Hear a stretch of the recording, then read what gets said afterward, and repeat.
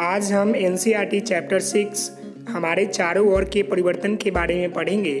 तो सबसे पहले हम परिवर्तन के बारे में जानेंगे कि परिवर्तन किसे कहते हैं। हमारे आसपास तरह तरह के परिवर्तन होते रहते हैं। ऐसा कहा जाता है कि परिवर्तन एक नियति की तरह है। जैसे पेड़ पौधे छोटे होते हैं परंतु कुछ दिन बाद बड़े हो जाते हैं, ठीक उसी प्रकार मनुष्य भी जब जन्म लेता है तो वह छोटा व पतला होता है, परंतु कुछ साल बाद वही मनुष्य बड़े व मोटे हो जाते हैं। यही परिवर्तन कहलाते हैं। परिवर्तन दो प्रकार के होते हैं, फर्स्ट उत्कर्मणीय, दूसरे अनुत्कर्मणीय। अब हम एक एक कर दोनों परिवर्तन के बारे में पढ़ेंगे। सबसे पहले हम उत्कर्मणीय परिवर्तन के बारे में जानेंगे कि उत्कर्मणीय परिवर्तन किसे कहते हैं। जब किसी परिवर्तन को उल्टा किया जा सकता है या उत्कर्मित किया जा सकता है तो इन्हें उत्कर्मणीय परिवर्तन कहते हैं। उदाहरण में हम देखेंगे बर्फ का पिघलना, कागज का मुड़ना, गुब्बारे में हवा भरना, पानी से भाप बनना आदि जो है उत्कर्मणीय परिवर्तन के उदाहरण है। जैसे कि आप फर्स्ट फिगर में देख रहे हैं कि पेपर से बने हुए प्लेन दिख रहा है। आप चाहेंगे तो उस प्लेन को तोड़कर फिर से पेपर के रूप में बना सकते हैं। सेकेंड फिगर में देख रहे हैं कि एक गर्ल्स जो है गुब्बारे में हवा भर रही है। वो चाहेगी तो फिर से उस गुब्बारे से हवा निकाल सकती है, फिर से उसमें भर सकती है। थर्ड फिगर में आप देख रहे हैं कि एक तरफ गुथी हुई आटा है तो दूसरी तरफ बेली हुई एक रोटी है। जो बेली हुई रोटी है फिर से आप उसे गुथी हुई आटा के तौर पर बना सकते हैं। यही हमारा उत्कर्मणीय परिवर्तन का उदाहरण है। अब हम सेकेंड अनुत्कर्मणीय परिवर्तन के बारे में जानेंगे। अनुत्कर्मणीय परिवर्तन किसे कहते हैं?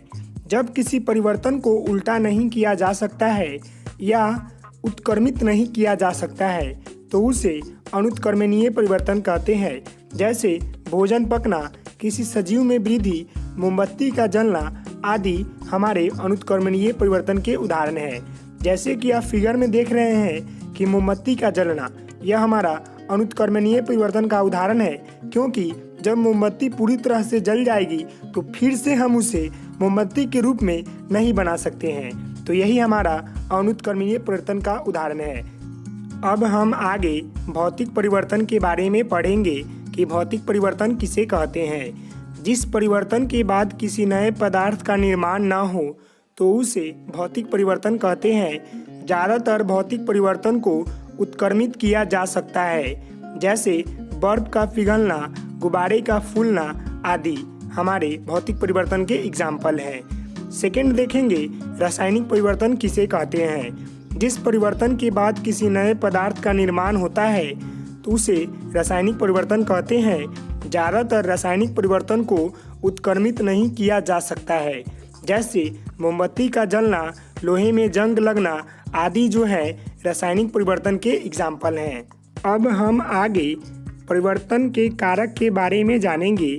परिवर्तन के कई कारक होते हैं, इनमें से कुछ नीचे दिए गए हैं। पहला है बल। बल के कारण कई पदार्थों में परिवर्तन होता है। जैसे जब आप बैलून में हवा भरते हैं तो हवा से उत्पन्न हुआ बल बैलून को फुला देता है। जब कोई कुम्हार मिट्टी की लोई पर बल लगाता है तो वह उस लोई को सुंदर आकृति प्रदान करता है। जब कोई लोहार लोहे पर हथौड़ी से प्रहार करता है तो वह लोहे की आकृति को बदल देता है। जब तुम्हारी माँ बेलन से आटे की लोई पर बल लगाती है तो लोई से रोटी बन जाती है। ये हमारे बल लगाए गए कुछ परिवर्तन के एग्जाम्पल हैं। अब हम सेकेंड ऊष्मा के प्रयोग से जो परिवर्तन होते हैं उसके बारे में जानेंगे। ऊष्मा से भी कई तरह के परिवर्तन होते हैं। जब बर्फ को सामान्य तापमान पर रखा जाता है तो बर्फ पिघल जाता है। जब मोमबत्ती को जलाया जाता है तो उसके कारण निकलने वाली ऊष्मा से मोम पिघल जाता है। ऊष्मा के कारण हम भोजन पकाते हैं। लोहार नए औजार बनाने के लिए लोहे को लाल होने तक गर्म करता है ताकि उस लोहे का आकृति देने की सहूलियत हो।